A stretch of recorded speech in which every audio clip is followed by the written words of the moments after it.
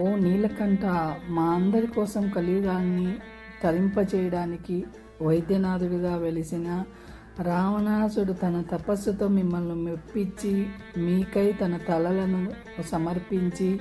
తిరిగి ఆ భక్తుని కోసం శివతాండం అనే స్తోత్రాన్ని సమర్పించి మీకు తన తలను సమర్పిస్తే మీరు వైద్యనాథుడిగా వచ్చి మళ్ళీ రావణాసుడికి తిరిగి తలలిచ్చి వైద్యుడిగా చేసి ఇక్కడ ఆత్మలింగం ఇచ్చినా మళ్ళీ దాన్ని తీసుకుపోకుండా విష్ణువు వరుణుడు వచ్చి ఇక్కడే ఉండేలాగా చేసి